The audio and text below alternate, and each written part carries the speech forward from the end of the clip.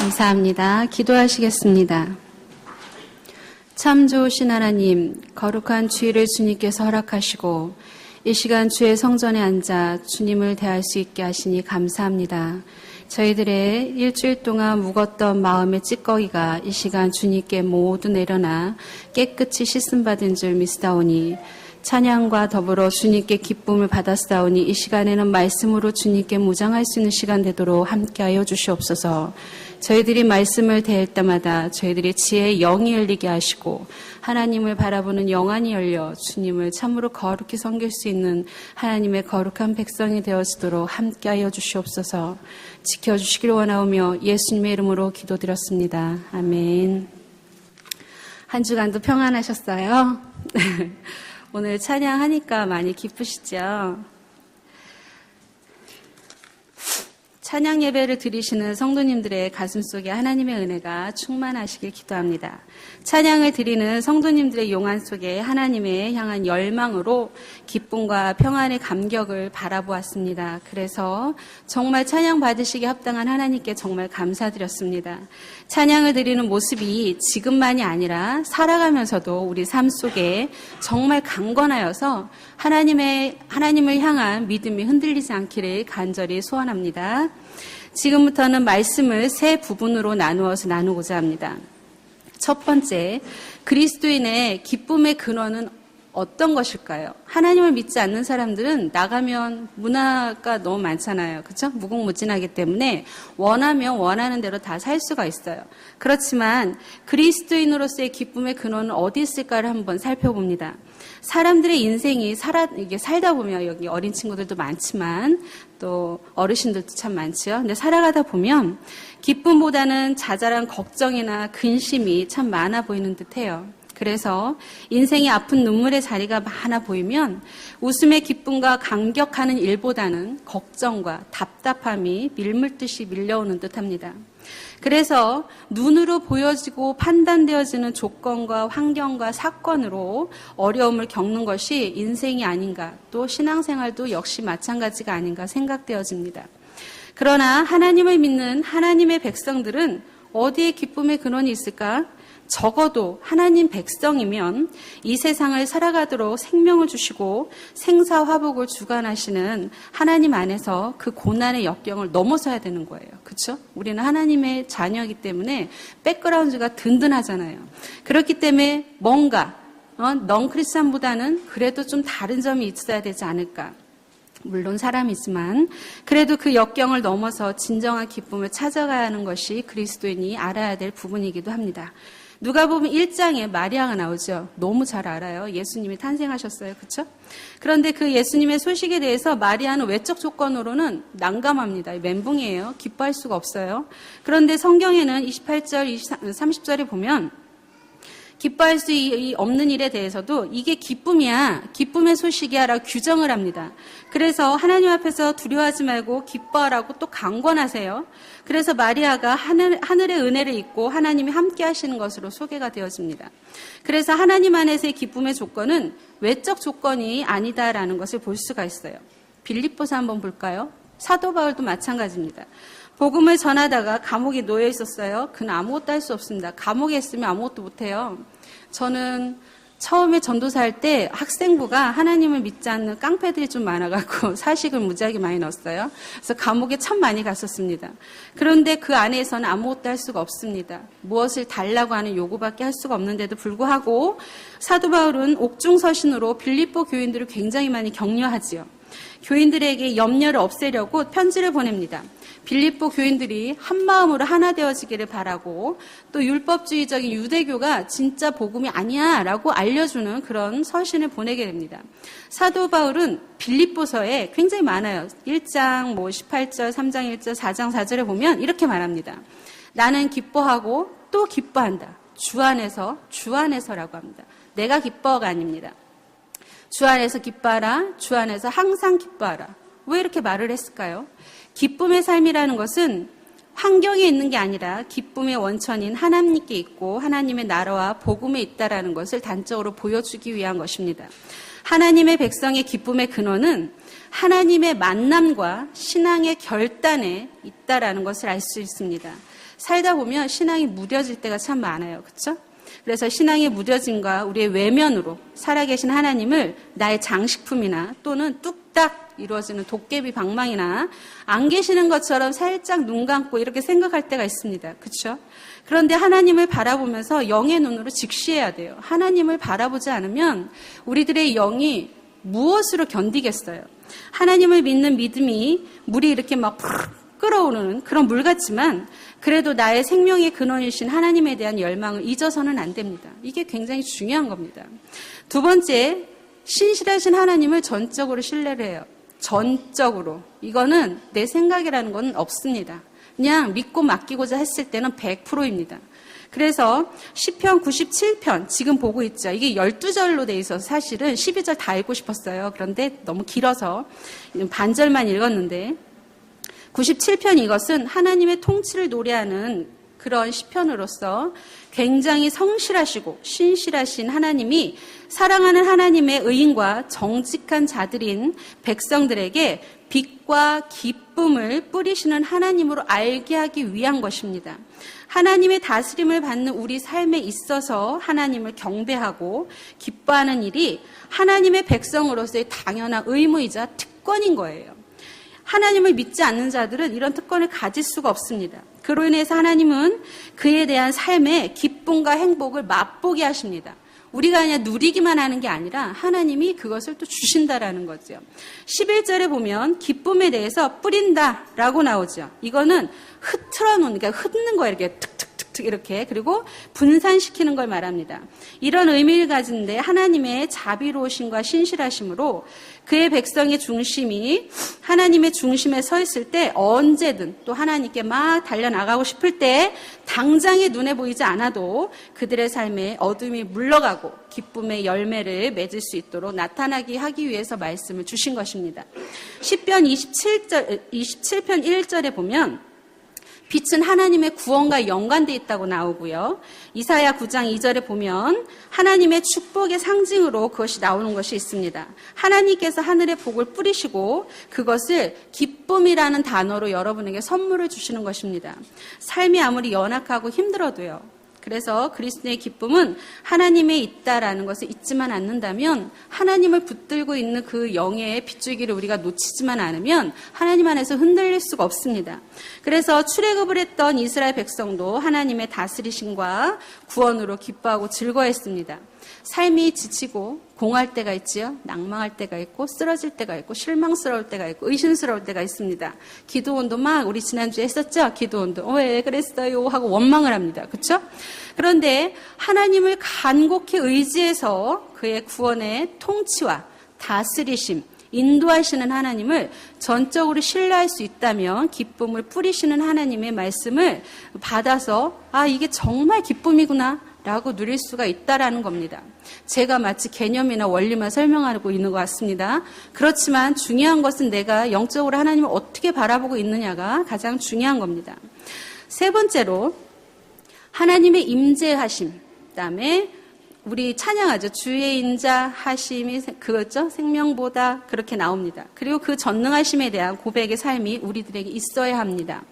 하나님을 섬기면서 또 살아가면서 예배의 공동체를 이루었던 시편 공동체가 여기에 시편을 지었던 그 모든 사람들이 곤고한 삶, 억누린 삶, 답답한 삶으로 고통스러웠어요. 그래서 그 삶의 자리에 있으면서 있었지만 그래도 하나님께 정말 열심히 예배드리고 찬양하고 아름다운 고백을 드릴 수 있었습니다. 그럴 수 있었던 이유는 1절에 나옵니다. 여호와께서 다스리나니 땅은 즐거워하며 허다하심을 입은 기뻐할지어다. 그 허다한 섬들은 기뻐하라고 나옵니다. 여호와께서 다스리시니라는 이 부분에 주목했기 때문입니다. 이들은 알았던 거죠. 하나님께서 우리를 다스리고 있어 라고 얘기를 합니다. 삶 속에 다스리시는 하나님을 목격한 겁니다. 또 간구했습니다. 하나님의 나라를 꿈꾸었습니다. 믿음으로 승리하기를 간절히 간곡히 원했습니다.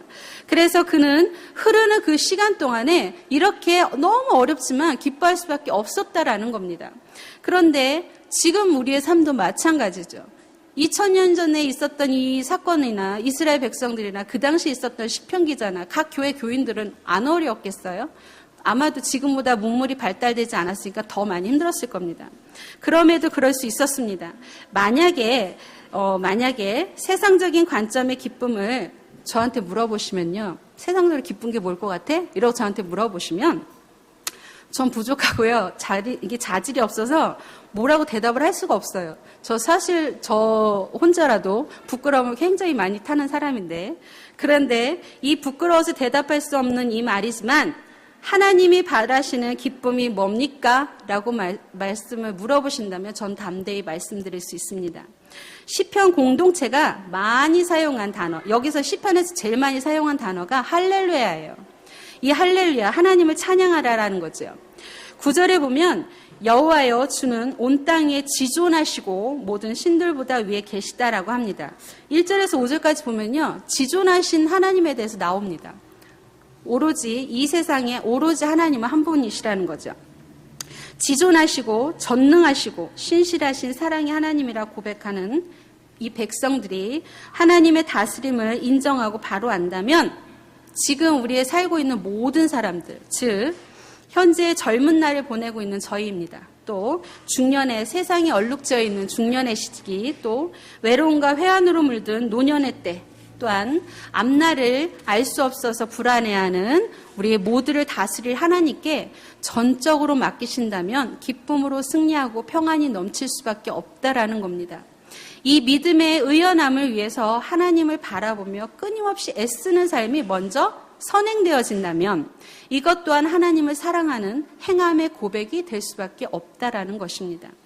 이 말씀이 주어지는 주체는요, 섬과 땅인데 나오죠?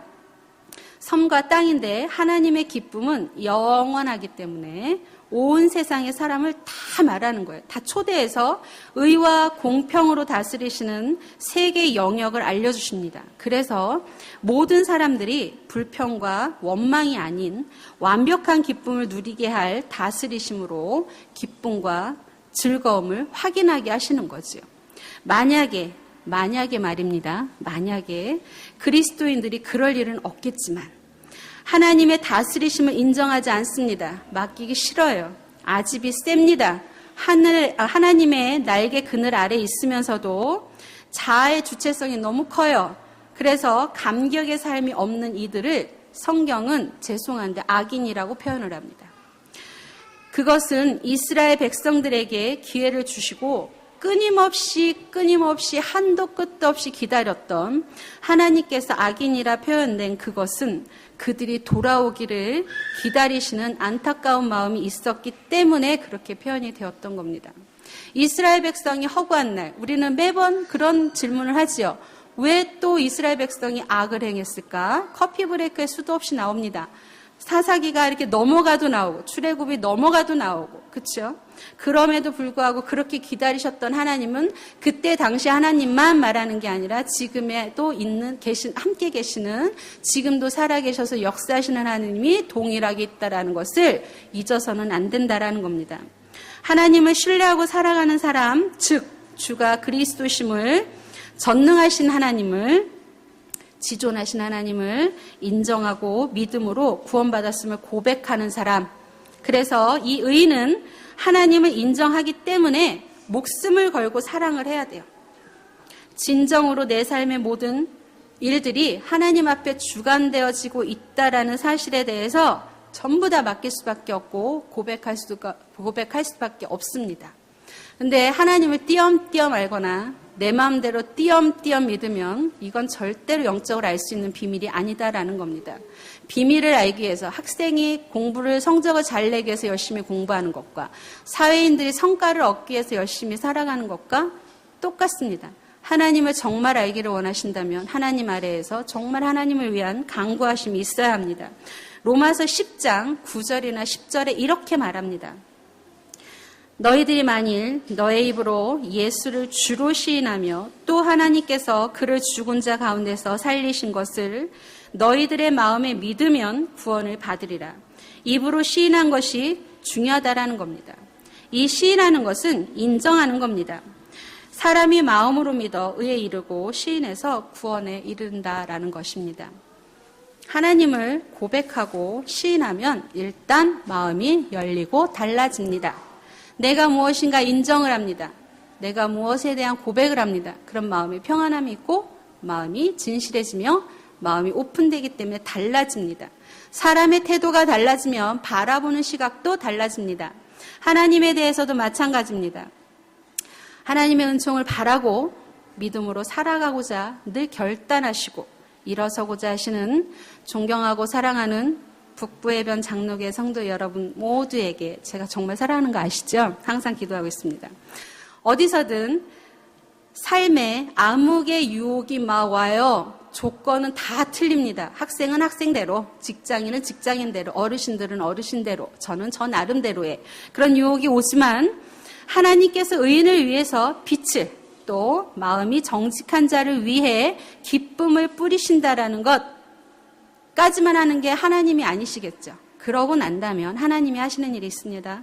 열매가 자라나고 있다라는 것을 강조하시는 것입니다. 이 성경 그냥 이렇게 훅 읽으면 안 되고요. 궁극적으로 평화와 평강과 승리가 열매로 나타날 약속의 말씀인 것을 아시고 다스리시는 하나님을 기뻐하십시오. 그 거룩하신 이름으로 인해 하나님께 감사하는 삶의 고백을 끊임없이 하십시오. 그렇다면 하나님께서 승리하게 하시는 원동력을 주실 것이며 그 자리에서 반드시 감사하는 그 조건의 자리에서 또 다른 감사가 나오도록 축복을 하실 것입니다. 마지막으로 말씀을 의지하여 하나님의 권고하심으로 따르기로 믿음으로 바르게 서고자 하는 하나님 백성들에게 하나님은 이렇게 말씀하십니다. 데살로니가전서 5장 16절에서 18절까지 이렇게 말합니다. 오늘 찬양 많이 하셨죠? 기뻐하셨죠? 보니까 막 율동하시는데 막 되게 어색한데도 굉장히 열심히 하시는 분들도 많습니다. 그런 것 또한 하나님께 영광이 되어지는 몸짓이다라는 것을 생각하시고 부끄럽지만 사람을 바라보지 마시고 하나님이 나의 이 모습을 내가 찬양하고 믿음으로 서 있는 이 자리를 하나님이 기뻐하신다라는 믿음으로 할까가 아닙니다. 왜 아니냐면 우리는 하나님의 천국 백성이잖아요. 생명부책에 기록이 되었어요. 우리가 그리스도를 영접하는 순간 한 번 적힌 그 이름을 다시는 지워지지 않습니다. 그럼에도 신분이 이렇게 확실한 우리가 뭐 하려고 그렇게 창피하고 뻘쭘하게 쭈삣쭈삣하겠어요? 그렇지 않습니다. 그런 모두에게 하나님은 이렇게 말씀하십니다. 항상 기뻐하라. 쉬지 말고 기도하라. 범사에 감사하라. 이것이 그리스도 예수 안에서 너희를 향하신 하나님의 뜻이다 라고 나옵니다. 이것이 하나님의 뜻입니다. 살아가면서 하나님의 뜻을 늘 언제나 분별하기를 간절히 간곡하게 소망하고 하나님의 뜻을 분별하고자 그 자리에서 애쓰는 우리의 고백의 삶이 시시각각 또 우리의 온 몸이 우리의 전체적인 생각이 하나님 앞으로 지배적으로 하나님께 무릎을 꿇어지는 우리의 멋진 삶이 있어지길 간절히 소망합니다. 기도하시겠습니다.